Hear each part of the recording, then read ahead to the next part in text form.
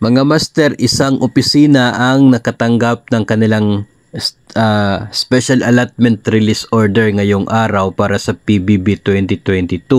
Mayroon itong 1,180 qualified officials and employees. Ang opisinang ito ay ang National Labor Relations Commission or NLRC na sakop ng opisina ng DOLE or Department of Labor and Employment.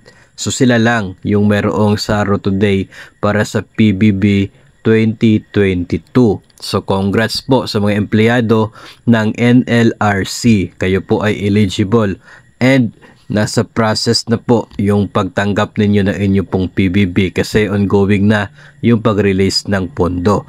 Yun naman po mga nasa other agencies, no?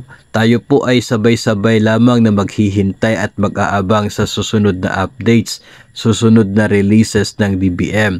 Kasi so far sa ngayon, hindi pa rin po makikita sa website ng PBB Secretariat yung scorecard para sa PBB 2022. Kaya hindi po natin masasagot kung ang agency ba ninyo ay eligible na or hindi pa.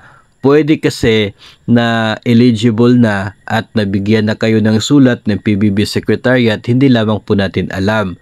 No? Kasi yung PBB ay nagpapadala directly doon sa head ng inyo pong agency. No, hindi po natin makikita online kung sinong agencies po yung eligible na. Kaya hindi ko po talaga masasagot. And yung akin lamang ay nakadepende lamang po doon sa publicly na binibigyan ng allocation na galing po sa DBM. Doon lamang po natin malalaman na eligible pala yung agency na ito kasi may pondo na i-process palabas from DBM papunta sa agency, papunta sa payroll account ng mga empleyado.